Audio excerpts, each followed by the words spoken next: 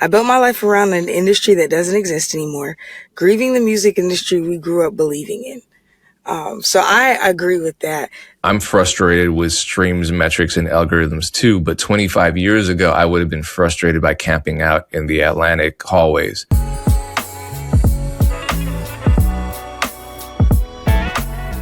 What's going down? Welcome back, or welcome to, for the first time, the Music Entrepreneur Club podcast, where we live it, so we give it, because we, no, damn it, what, no, hold on. We talk it because we live it, and we live it, so we give it. I'm sorry, the holidays got me messed up.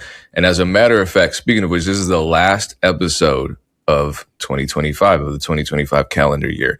So the next time you see us drop an episode, it will be in the future.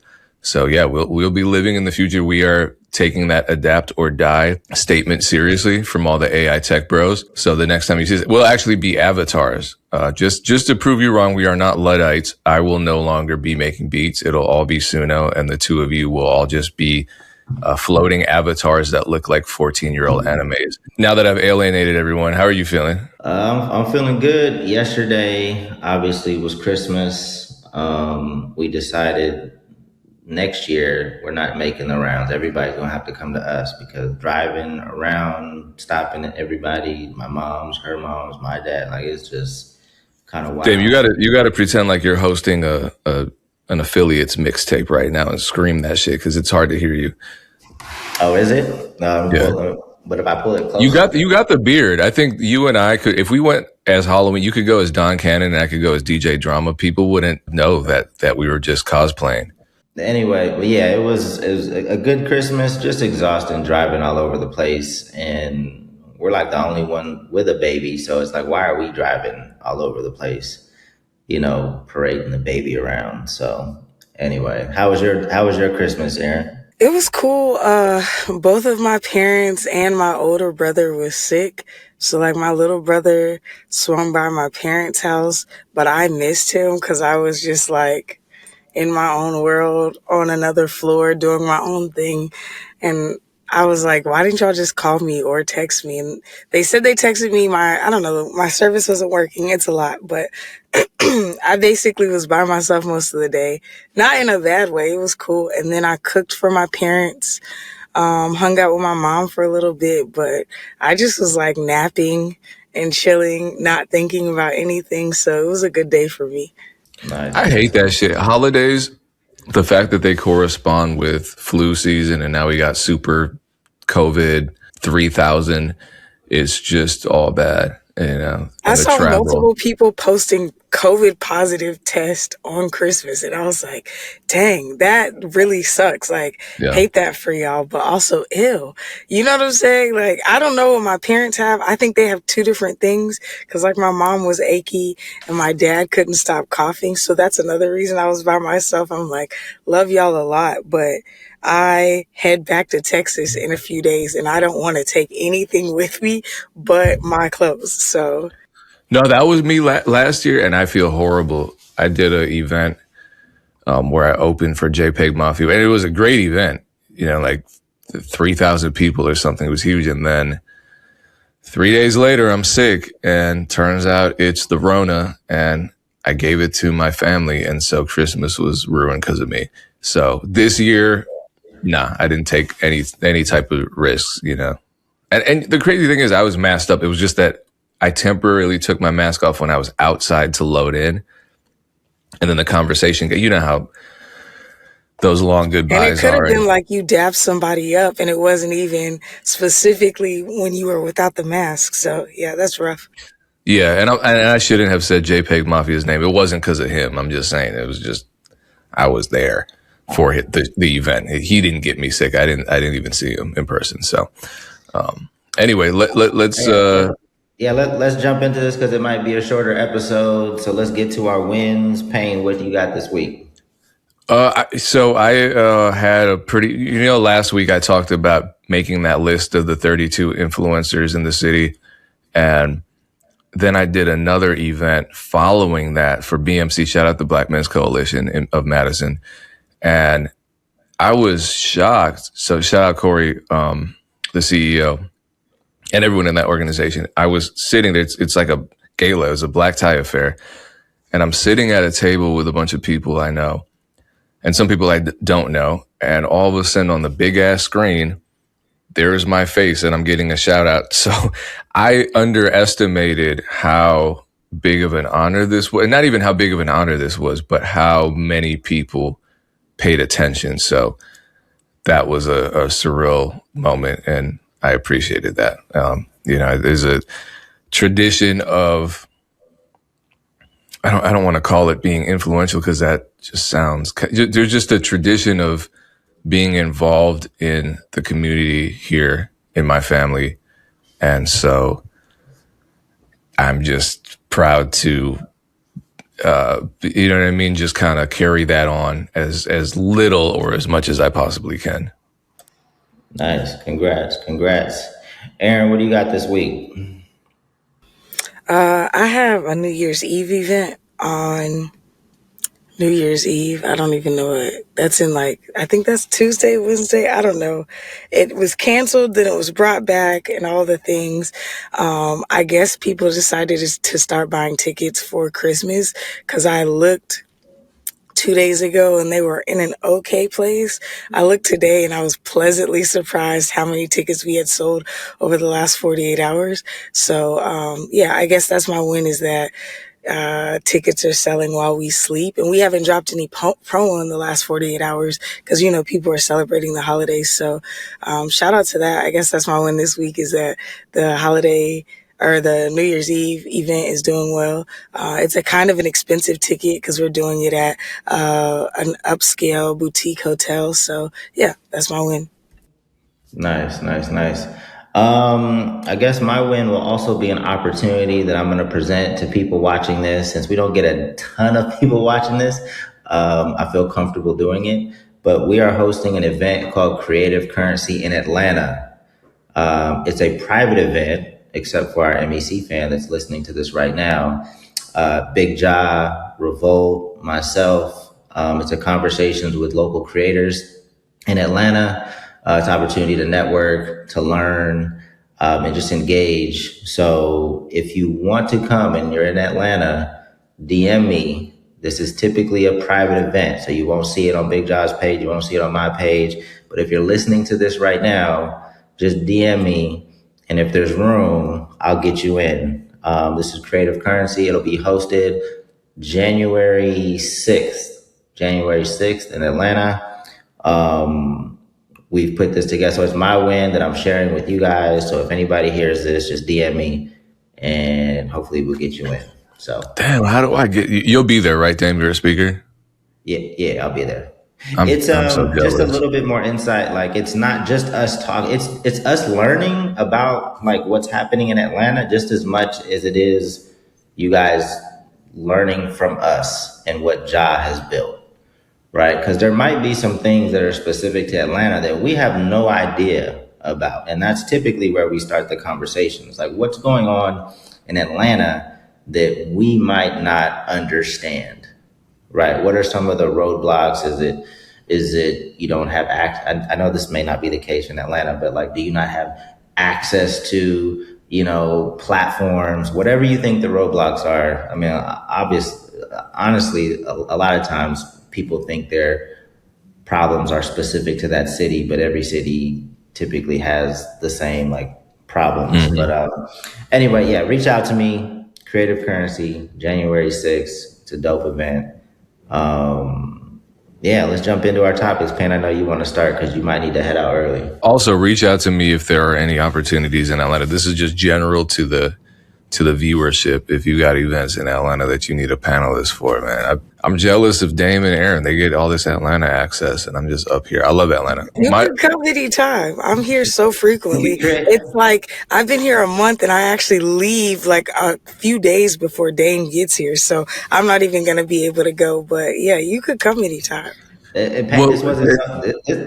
is an event that we started. So you can probably go to Atlanta and do your little, not little. I was about to say somebody else. See how he diminishes me? No. It's actually, I was going to say little because I was going to say another person's name that I don't want to mention. You could do that version, you know who I'm talking about. You can do your version of that wherever you go. I want to contribute to a panel or something. I just want to get flown out and then have a cool reason to extend my stay and just do some runs and link up with some people and, see some folks down there. But let me give everyone an update on the weirdest lawsuit. I think in music, maybe not in music. I think the Suno lawsuit's a little bigger than this, but this is huge for production. And we've talked about this before, to give a recap.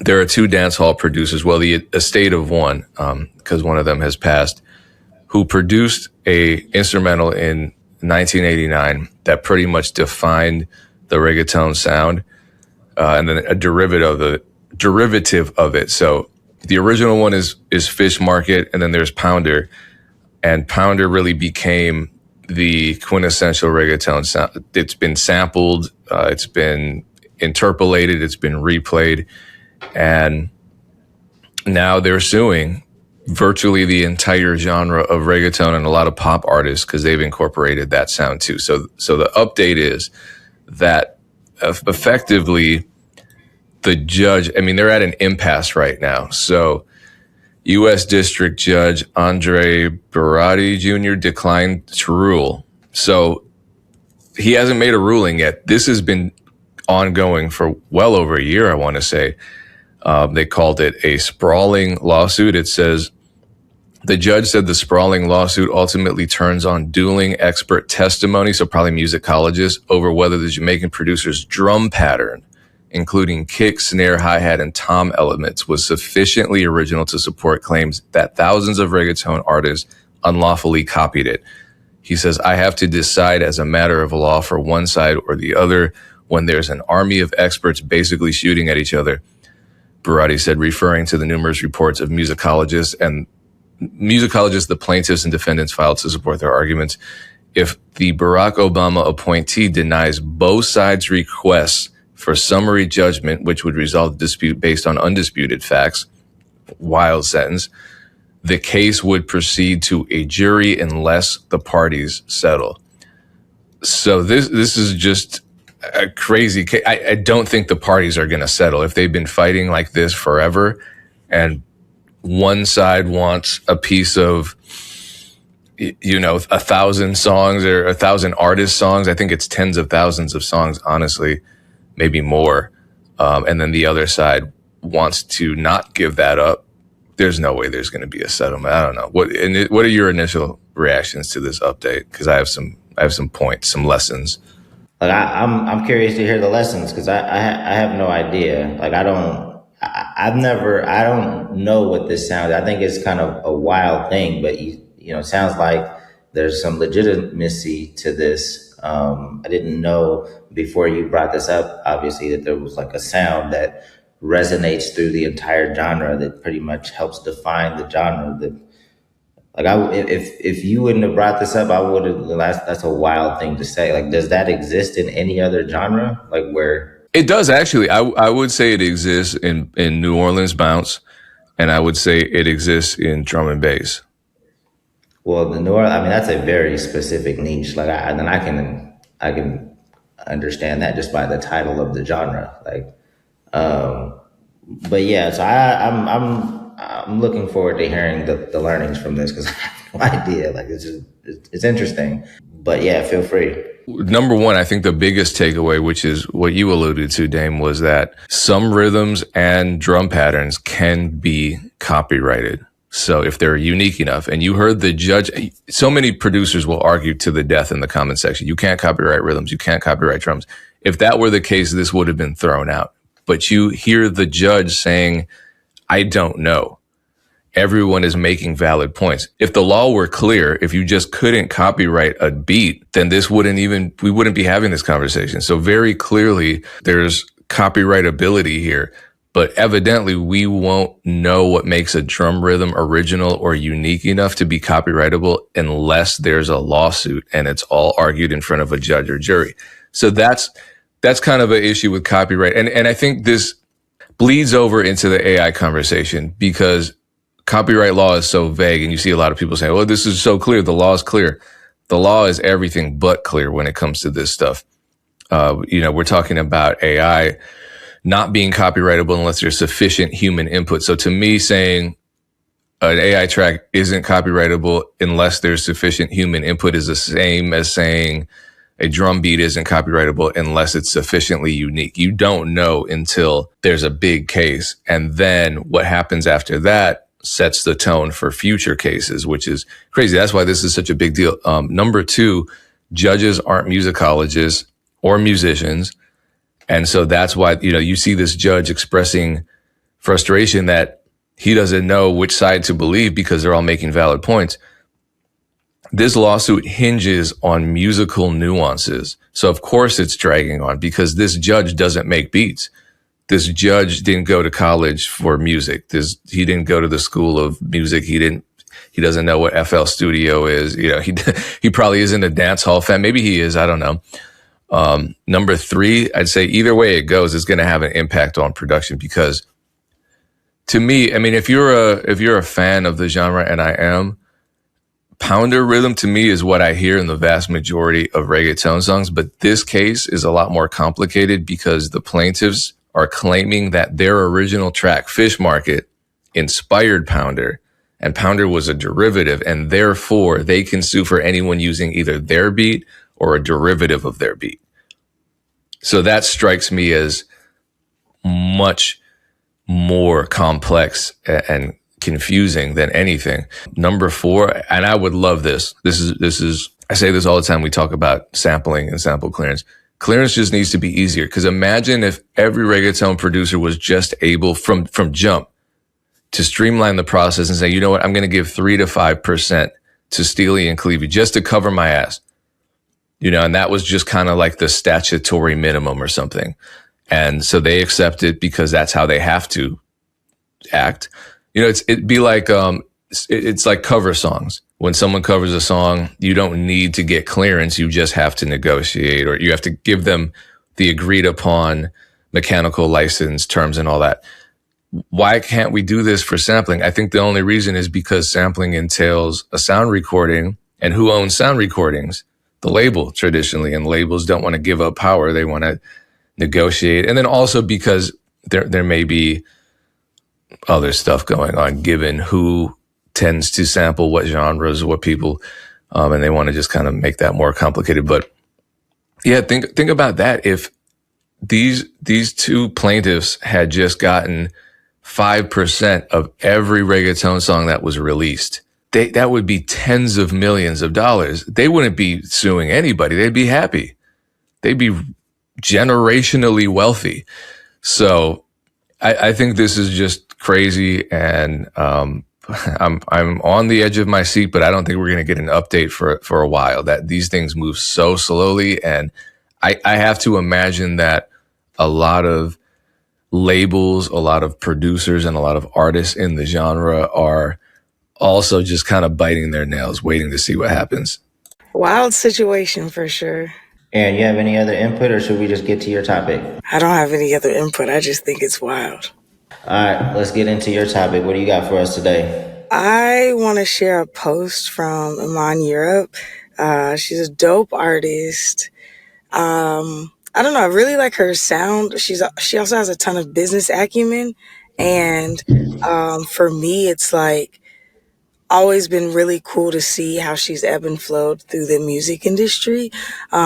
So yeah, this post was interesting to me. I have thoughts on it. I'm going to read it first and then talk through it with y'all. But she basically, starts it off with, not infographic, like just a slide that says, I built my life around an industry that doesn't exist anymore. Giving the music industry, basically her all. And I think this is such a fascinating idea because it's true. If you started 10 plus years ago, even if you started really pre-COVID, the industry is always moving and changing, like whatever, like the goalposts are consistently moving. But I think this is a radically different industry. The last 10 years, it's evolved more rapidly than I think any other years prior. So she says, I grew up dreaming about the vision of success that has faded away. You might want to read the under part too, just so people have Oh, context. more context. Okay. I'm gonna just read it from my phone and pen. You can flip through just in case somebody else is watching. I feel like that'll be better because the font is super tiny. I'll start at the beginning too, so this will be more succinct. And when you read this, like, are you gonna read? Because there's obviously in this statement, there are some things that I agree with. There's some things I don't. And it's gonna be hard to like remember We can because stop at each or okay. stop every two. Okay, so in mine Europe says, I built my life around an industry that doesn't exist anymore, grieving the music industry we grew up believing in. So I agree with that. I think she started probably like 12, 13 years ago, maybe even before. We are in a vastly different music industry, completely different space and place. It has accelerated so much in the last 5 years, but I would say I started almost 14, well, 13 and a half years ago, and it's a completely, there's so many, like, when I first started in the music industry, we were heavily focused on growing our iTunes. Like, that was all the rage, and we were still selling CDs. So it's not like things have escalated. So Dame, what are your thoughts about that? Yeah, I mean, it is definitely changed. But that's my expectation of any industry. I think and with the introduction of more technology, change happens faster, right? So yeah, I mean, it's not as this isn't a shock to me, but yeah, some of the stuff that used to be like I thought were cool. I wish we had versions of, like, I wish we did have 106 in Park, or a version of that. All of that stuff is going away, but things go away and new things emerge. Whether you consider the new 106 in Park, on the radar or whatever, nothing shocking yet. Okay, the next part, she says, I grew up dreaming about a version of success that has faded away. 106 in Park and radio, magazines, physical CDs, milestones that made the work feel real. And I get that because, like, having tangible emblems, I do most of my work in real life space because I believe that people need to touch each other and touch things. It helps form covalent bonds. It helps with your olfactory senses. It helps you feel connected. So again, I think that in a digital age, I think we're all craving those things. Next, and she says, in the version of the industry that replaced those dreams doesn't excite me. Streams, metrics, algorithms, constant content, visibility over quality, noise over art, which is a bar in my opinion. Payne, you have any thoughts yet? Yeah, I have thoughts on this particular one. I always think that the artists now that are experiencing this type of disappointment 20 years ago wouldn't have even had the chance to experience this type of disappointment. I think that's what's ironic. I'm frustrated with streams, metrics, and algorithms too, but 25 years ago, I would have been frustrated by camping out in the Atlantic hallways because there was no YouTube type beat world. There was no BeatStar. You know what I mean? It was a much different landscape. And so the stuff we were given was in exchange for the stuff that was taken away.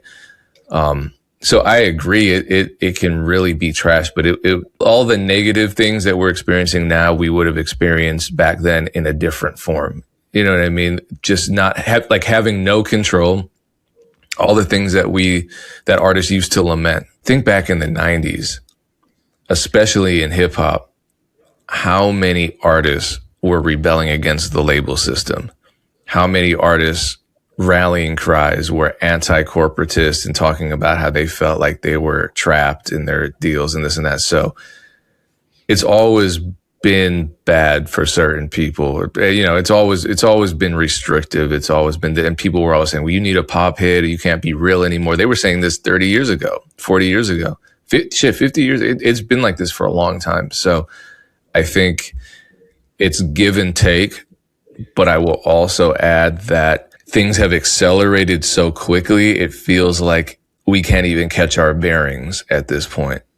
in the current state of the industry. And so that adds an extra layer of panic. So I feel what she's saying. I just also feel like we got to keep some perspective. 100%. And is the industry supposed to excite you as an artist, or is the art supposed to excite you? Like I don't give a shit. Like growing up hooping, like I don't care what. Like I'm hooping. Like, aren't you guys excited just by the creation of art and the opportunity to share it with people? Like I don't like where this is headed, but continue.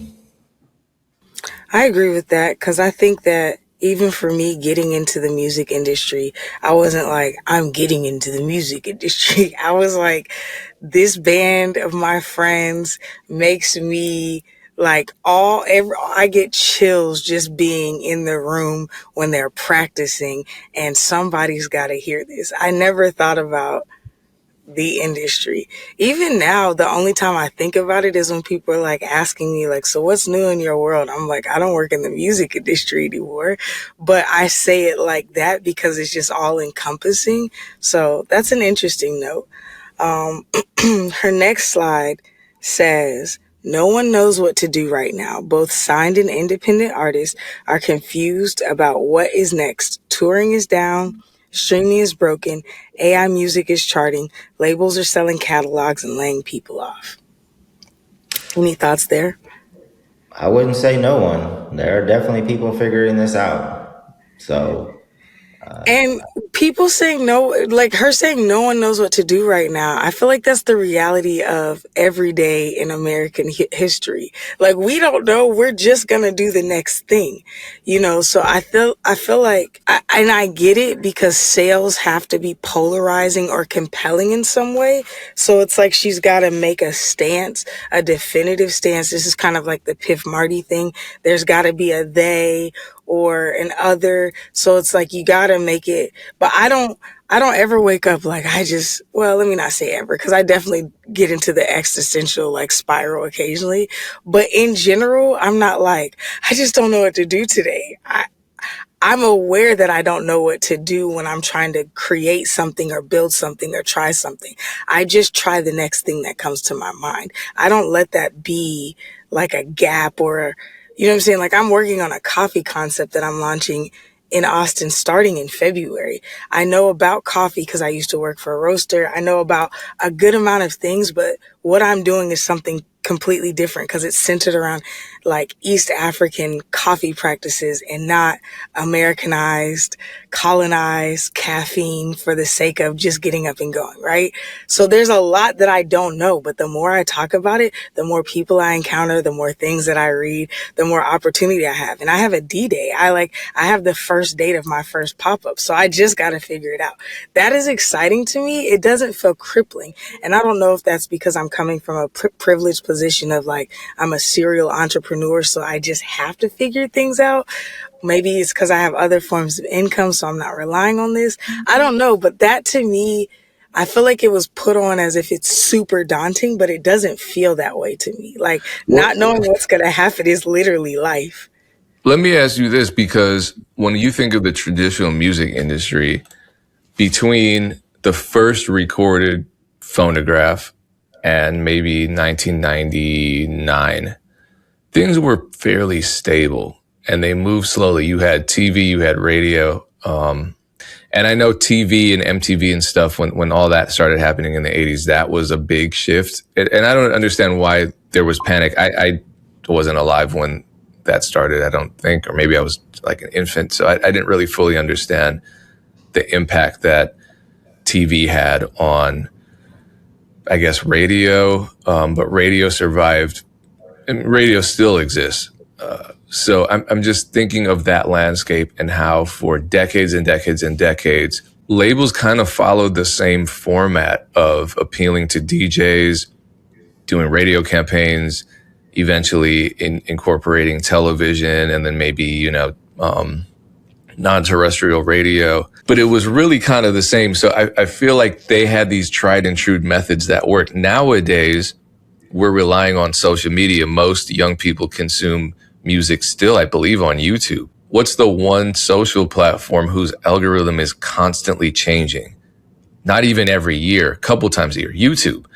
So there is an element of sudden change and confusion because they don't disclose, when you've, and I'm sure the two of you have experience with advertising on radio. When you have a meeting with the advertising department at a radio station, they tell you, these are the times that you can do the research. The numbers are there. YouTube, we don't know what the hell's going on. So I can understand why there is more confusion, or at very least we perceive there to be more confusion today than there was 30 years ago, for example. Yeah, I mean, this kind of ties into my topic is essentially, if I had to summarize it, is artists no longer, or maybe not ever, respecting or working for the small win. Because this is very like, oh, the industry, where I'm looking at like how the artists have changed over the years and how the artists have gotten more lazy and just expectations crazy, with putting in very little work. And so there's a whole other side. Like I could create slides just like this to tell you how the artist has changed since I've been in the music industry from my perspective. And, I think there's some legitimacy to both sides, but there's still opportunity here. The more people that get frustrated and drop out, I think that's great for the people that have talent and can be consistent and stay in it. But I know we have more slides to go through, Erinn. So let's continue. I just want to mention that this is not meant to demonize Iman. I agree with some and I disagree with others, and they just or not even disagree. It's just like I'm confused by some of them, like maybe the stance. And I think that people are built different. So I'm not saying she has to have the same stance as me. I just want to offer our opinions weighed against something like this. Cause again, we're in this post actually really took off for her. As they always do. As they all post like this, just like Piff Marty, a lot of shared sentiment. So artists are going to be like, yeah, I love that. Like, and there is legitimacy to some of this, but I feel like there are also answers and another side of the coin to some of this as well. So the next slide says, we're watching hip hop idols fall from grace. Artists we once studied, admired, and modeled our careers after are either being exposed as harmful or have succumbed to the black elitism.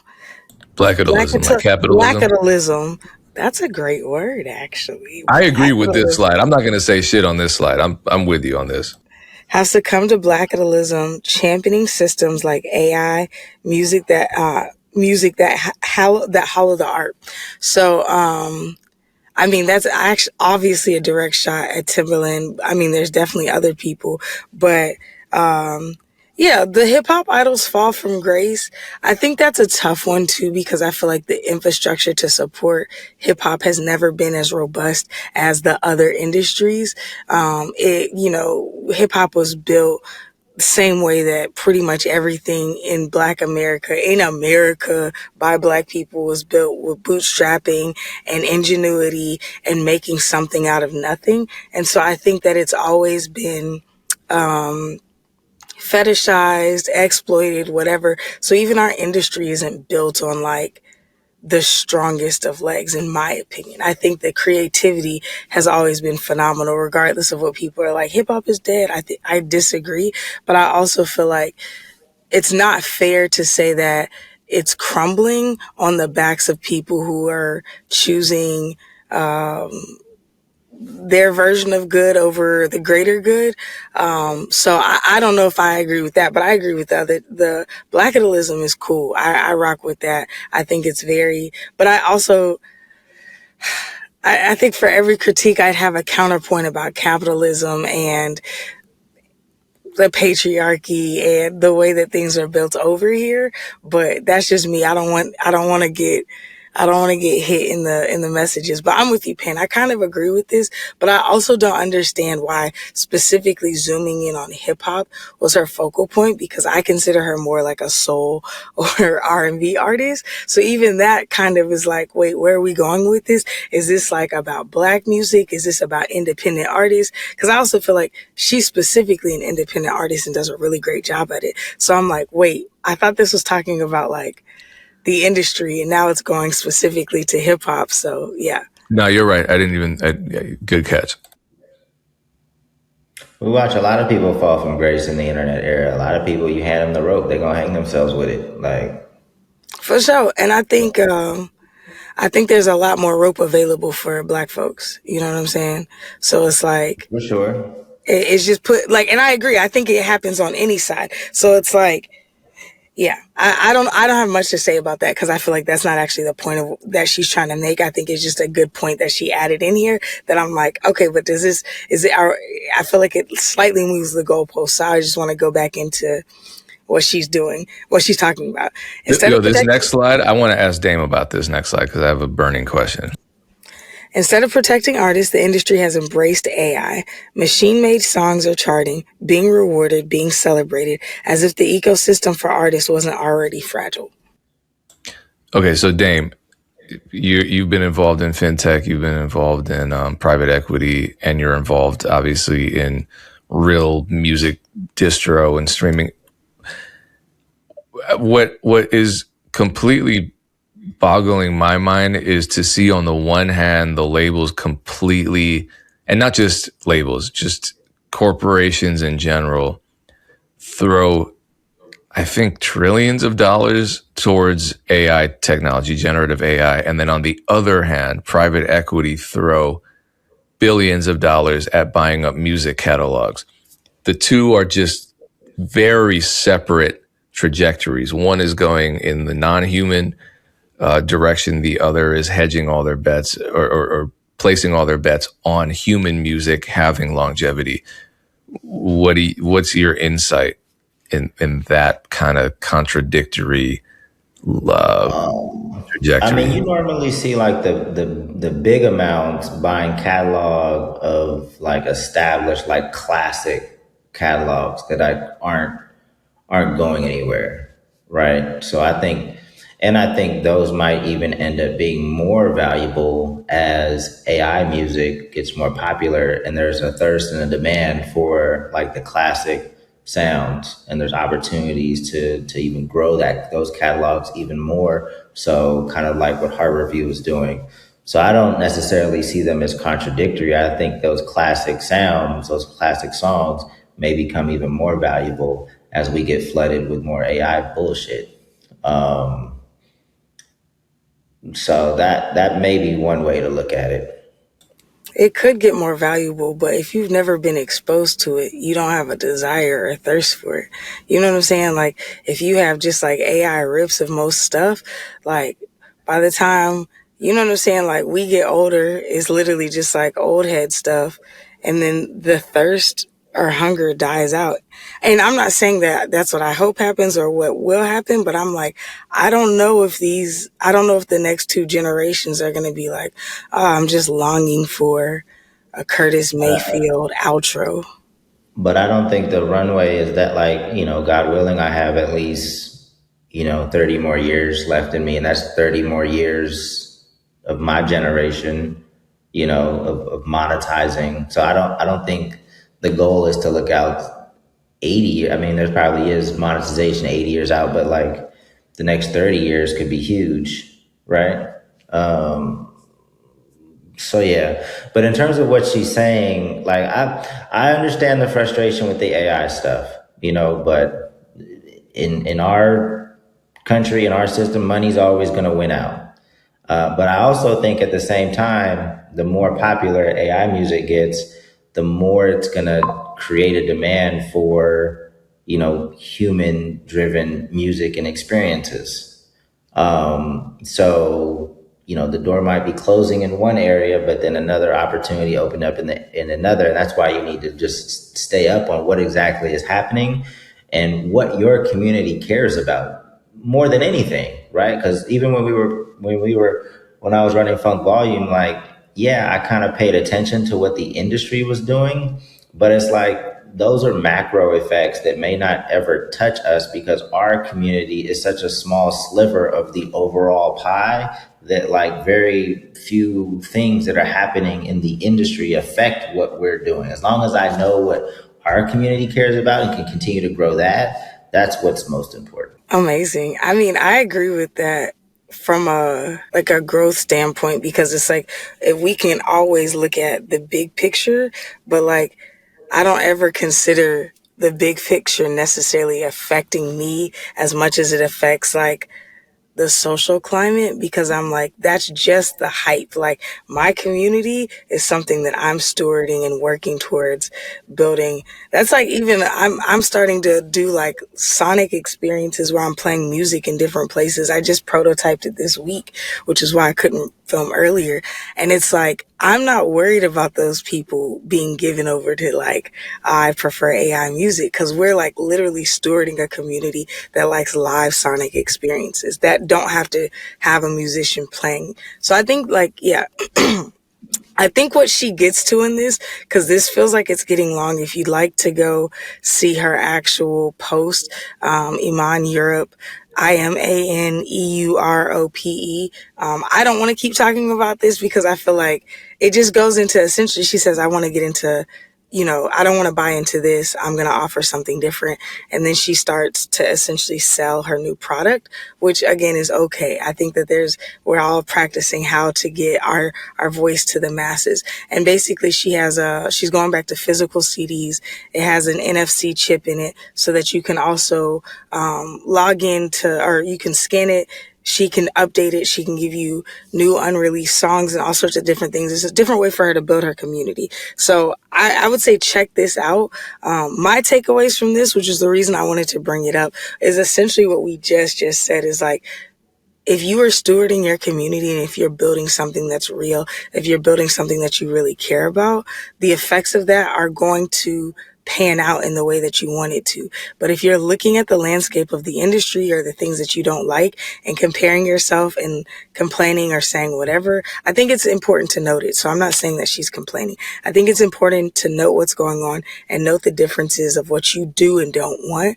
But I think that artists make the mistake by putting too much of the spotlight on the problem instead of just moving into the solutions that they see. And again, that could be a personality thing. That could be an artist versus executive thing.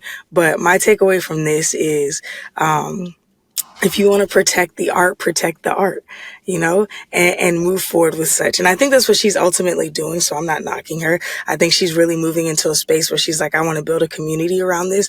And she had to make a big announcement that was polarizing and drew a lot of attention. I also think that there's too many slides. There's about 8 more slides. So it's like, by the time people get to the point that you're actually trying to make, which is join my community, they've clicked off of it. They've dove into the polarization. They've made a comment on your page. They feel better. And then they have no idea what your music sounds like. They have no idea about the new product that you're offering.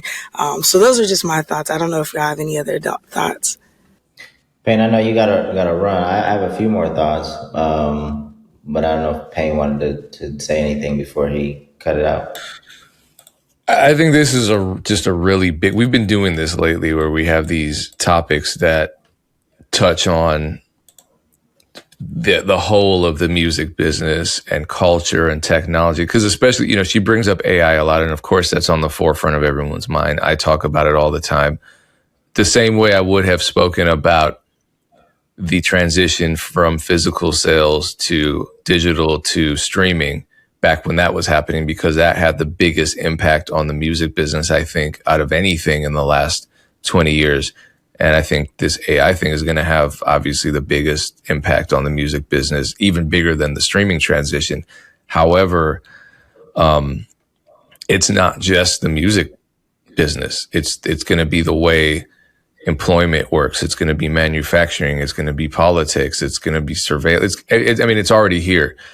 And so it's important to talk about, but once we start touching on the edges, we end up rolling down the hill way deeper into the crater that is this conversation. So yeah, it's hard to just focus on music. And I think we grasp the enormity of it as artists and musicians, but there's just too much, because for us to talk about, Spotify allowing AI art or AI music or AI podcasts on the platform to be monetized, then we have to talk about, okay, well, Daniel Ek has essentially funded an entire AI weapons company, because that's where that money is going. And it's all under the AI umbrella. And you think, holy shit, this is way deeper than music. So I kind of think Yeah, there's not a huge demand for AI art. And I get the AI bros jumping down my throat all the time online, and it's always them talking about how amazing their art is. You're just jealous that I can do what you do in one click. And I look at the visuals and I listen to the music, and it's not some of it's passable, but a lot of it, I'm just like, you're not an artist. You don't create, and therefore you don't understand the taste factor. And so I think, like the Rusty Dawn. What the hell is the fake AI country singer? I think that song is horrible. And a lot of people are like, well, no, it sounds like a country I listen to. No, it doesn't. It doesn't sound like Johnny Cash. It doesn't even sound like early Taylor Swift. It's terrible. So I'm not so much worried on a creative level or a fan level because there's just not a high demand for AI generated art from the consumers, not high to the extent that it threatens art as a whole. I think the bigger concern is everything else. And I've been saying that lately. Like if everyone is living in 1984 and AI is running the whole system, we have bigger fish to fry than pushing a button and making a Studio Ghibli character of your auntie. You know what I mean?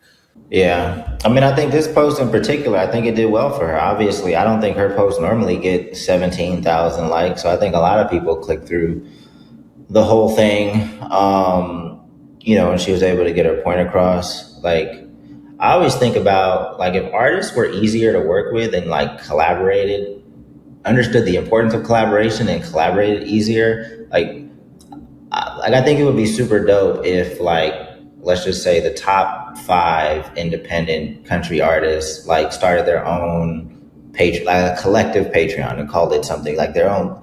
Like, it'd be much easier for you guys to sell that membership, because then you wouldn't just be locked into one person's catalog, right?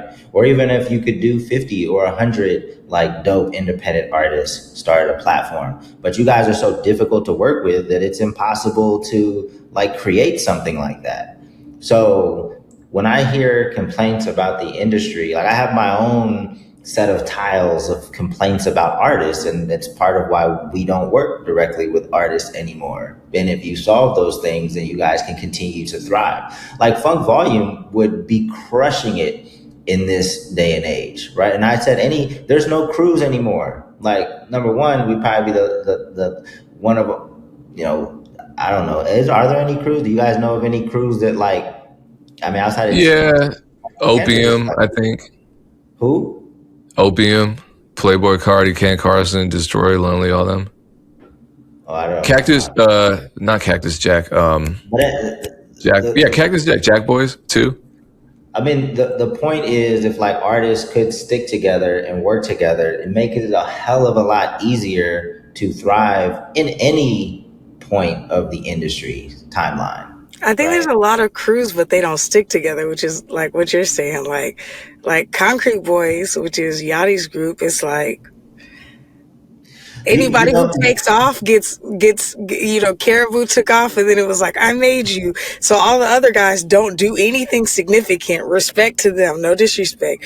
But it's like, so now it's like they don't do anything significant, so they don't get kicked out of the group. I feel like the Playboy Cardi, Ken Carson, that whole group, I don't know if I feel like they kind of work together, but I feel like they're all in secret competition with each other. That's just me. So I don't really know if I would consider any of those crews. I feel like the last crew that I really remember is Odd Future. Yeah. Well, you know who did adopt this concept are the streamers. The streamers are super supportive of each other and have crews and streaming. They adopted it. That's actually super true, and they're killing it. Exactly my point. And it's such a simple thing to do, but artists have, at least from my perspective, at least at this moment, have way more ego than streamers seem to have. I think as streamers become more popular, it's going to infect them too, right? And it's going to make them more difficult to work with. Also, I'm sure a lot of them are already difficult to work with. A lot of these, I just see artists time and time that just can't get out of their own way. So I don't give a shit what the industry is doing. You're tripping over your own feet.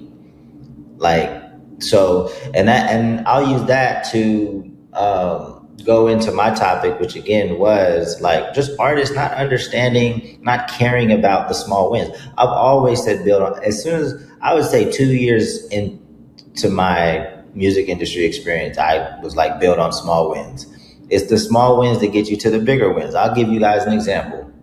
We were scrambling editing Ja's new show called Laugh because we needed more music than we thought we were going to need. There were a lot more B-roll shots, so we needed a lot of more music. So I started reaching out to some artists. And again, I'm not the end all be all. I just kind of see how artists move. As soon as I see any type of friction, I move on to the next artist. If some artist wants more money or is being more difficult, like I'm just like, okay, cool, this opportunity's not for you, not this one. Like I'm trying to have as frictionless of a process as possible. That's what I'm all about. I don't care how dope your music is, whatever. If it's gonna be hard to do, I'm moving right along to the next artist.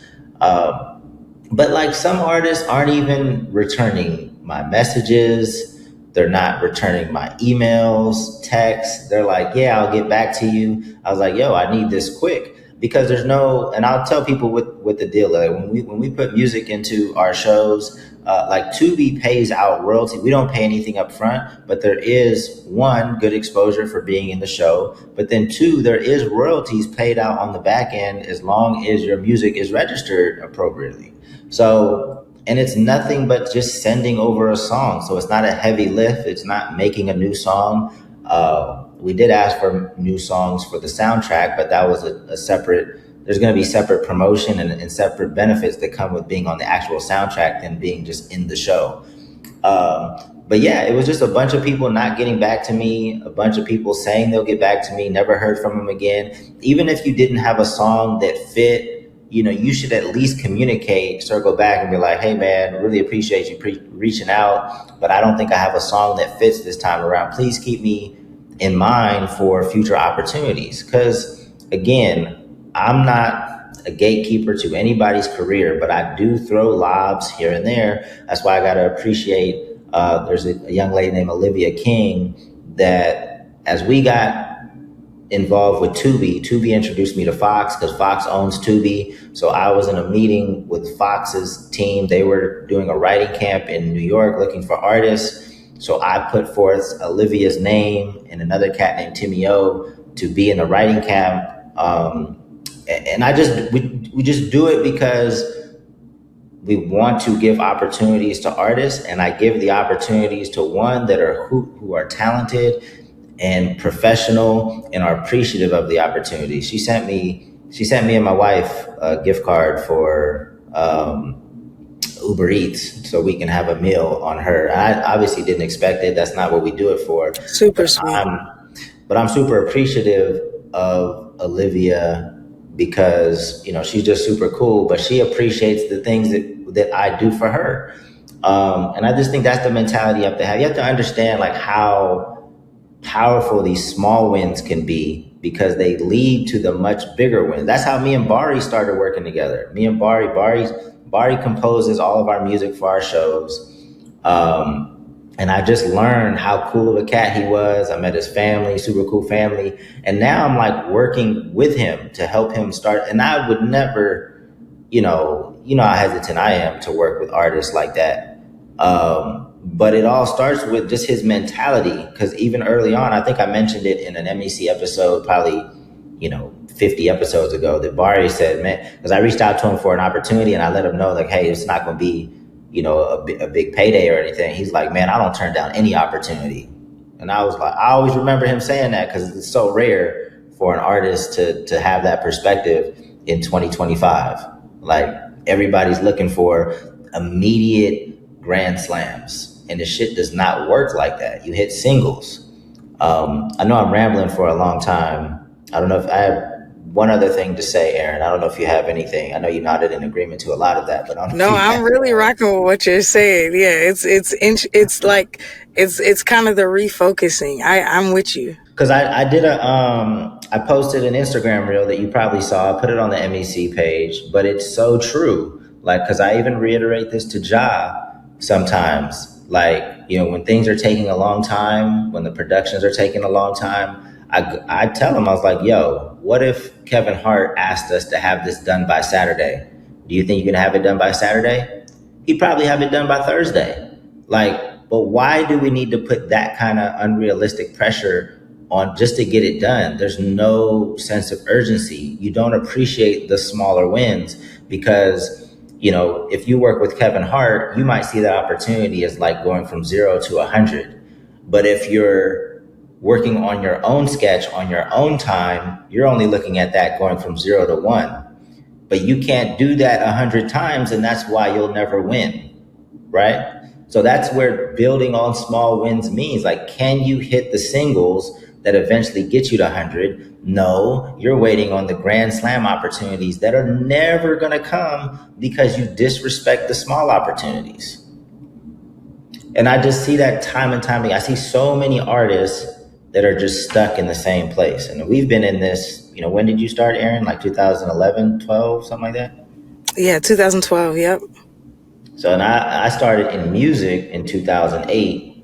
I've seen artists that are stuck in the same place or just bowed out. You just don't know what they're doing, or, you know, they've gone off to other things. And a lot of Actually, it, you're right. 2011, I started iterating, and I didn't have my first win until almost a year later. I really am rocking with this because it's like, you even saying it, it's like getting you from 1 to 2 versus 1 to 100. The 1 to 100 opportunity is never going to come if you can't get even from like 1 to 20 or 1 to 50 or 1 to 100 10 times. But if it does come, on the rare chance it does come, it'll never come again because you won't be ready for it. You know what I'm saying? Because you're going to mess it up. You're going to fumble it. There's going to be, because you haven't practiced enough. And I think that's the thing. It's like people are so looking for a result.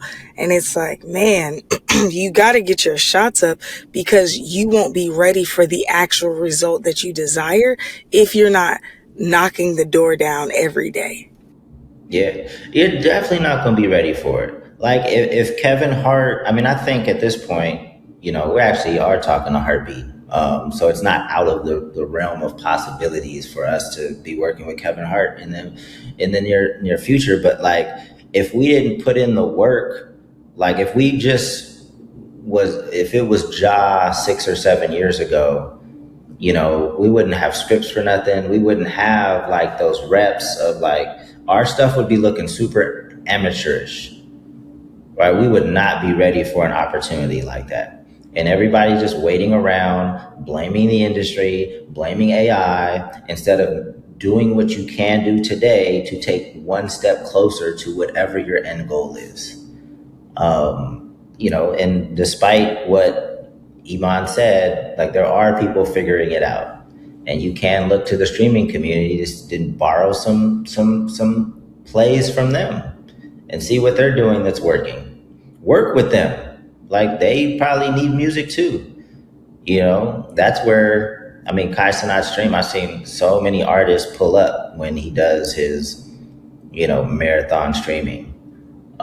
There's a lot of crossover. That's why I'm hoping for creative currency in Atlanta. It's going to be all types of creators. It's not even specifically for music artists. There'll probably be a few music artists sprinkled in, but there'll be, you know, podcasters, comedians, actors, actresses, streamers. Like everybody's pretty much trying to do something similar. There's a lot of things that apply to everyone trying to build a community. So that's my rant for the day. Sorry for. It was great. Super insightful. But yeah, so hopefully I see somebody watching this at Creative Currency in Atlanta. Again, it's January 6th. If you want to come, and as long as there's space, you know, I'll give you guys an opportunity. And again, this could be the small win. Like not attending Creative Currency is not going to, you know, make it so you can't make it in the industry, but you might go there, you might meet somebody that becomes your next collaboration partner. So, or you might learn something. It might encourage you. I just see so much laziness, to be honest with you. I can't call it anything else than laziness. People refusing to do the things that get them from 0 to 1, waiting for the 0 to 100s. It may also be ignorance too, because I think that a lot of people don't realize that it's lazy. Do you know what I'm saying? Because they'll be Yeah. like ideating, or they'll be like, well, I haven't moved forward because I don't have. Like, I had somebody DM me. They like commented on something I was doing, and they're like, man, just so proud of you, always so encouraged by you. Then they DM'd me and they were like, I'm working on that thing that we talked about 4 years ago. And I just didn't respond. I was like, like, what? Do you know what I'm saying? Like, I was such a different person 4 years ago. Like, I'm like, I remember what we talked about because we talked about it extensively. They like hired me for consultations and all this. But I'm like, first of all, you're not going to do it because saying you're working on it is insane. But I don't think that in their head they would think it's lazy. Do you know what I'm saying? I think that they would be like, Yeah. well, I didn't have the resources, or now I have somebody to watch my kids because they're older, or like now I have. So I think it's like the ignorance to the fact that it's like you can't use these things as an obstacle for you, you know? Yeah. And we've talked about this before, and I've described it. The word I use is like, there's the common trait amongst creators that are successful is like there's just a relentlessness to them, right? They figure shit out, whereas I think other people, like, I'm not gonna say they enjoy the roadblocks, but they're looking for a reason that's not their fault to stop, right? Whereas other people are like, all right, I'm gonna figure this shit out. Oh, I don't got this. Well, I got this, and I'm gonna put it with this, and that's gonna replace it, and I'm gonna be good regardless. I'm gonna figure this shit out, and that's just the mindset you have to have. The people are just looking for opportunities for their failure to not be their fault. That's true. And there's ways to figure shit out these days. Like we're gonna get to it somehow, some way. Like I'm a drag Ja to the finish line. Like that's just like, I mean, Ja doesn't really have to be honest with you. Like, and Ja knows this. Like we complement each other well, but like, and because there's a mutual respect, it works. But like Ja, I ain't gonna say Ja specifically needs me, but he needs somebody to do what I will do, and there's not that many of them. Like, so there, I a mean, lot I'm of just creators. saying, without Brandon, like so much stuff would not get done. Cause it's like I have certain parts that he doesn't have that we really need to get things done. But as far as like moving the buck forward every day, I would say 9 times out of 10, he's pulling me to finish the thing, or like to make it to the point that I could make it to. So like, I get it. Yeah, and it's very hard to find, and I wouldn't even be here if I just didn't care about the person. Like if Ja and I didn't go back to 1999, like I wouldn't be doing this. So people watching this, it's not like you got to wait and find that person. That person probably doesn't exist, to be honest with you, like for you in your world. I think it's rare to have a Brandon or to have someone like myself that's willing to fill in that gap and just stick with it all the way through the years. So you can't wait for that person either. You have to develop that relentlessness and figure shit out on your own. And I feel like the reason that Ja found you, or that it worked out, and same with me with Brandon, when I met Brandon, I was doing everything on my own and pulling everybody across the finish line. As I started going through my own personal healing process and then realigning with what I really wanted in life, I started to back off from things because I was just changing as a human. And Brandon was like, no, we're going to do this thing. And now I'm like, even for the stuff that we're building now, I'm a lot more like geared forward, but it's because I realigned with what matters to me. But when we were in those kind of like middle years, the last 4 or 5 years where I was like, man, I don't know what's going to win. I don't even know if I have it in me to win. He was like, no, we're champions. We're going to win. And so I feel like it was never a point where I was not like moving forward, but there were points where my motivation or even my desire to be a part of things had really faded just because of the way that I had experienced the world. You know what I'm saying? And that's not an excuse. I'm just saying I'm blessed with a great partner. And I feel like for you and Ja, it had to be a situation to where you saw something in him. It wasn't just the talent, because if he was a complete deadbeat, I'm sure you'd be like, yeah, I'm out of here. Because that's happened with you with several artists where you were pulling them along and you were like, yo, I can't keep doing this. Yeah, for sure. So yeah, if you are fortunate to have someone like this in your life, treat them right. Treat them right. There's a lot of stories, obviously, that don't end well, and I feel like most people regret it. When it's all said and done. But let's go ahead and wrap this up. We're over an hour now. We said this was going to be a shorter episode. Any last words, Erinn? Go be great. Do something worthwhile. Starts with one There it step is. today. All right, and last reminder, if you want to pull up the Creative Currency in Atlanta, January 6th, DM me. Hopefully I see some of you there. All right, y'all. Till next week. Peace.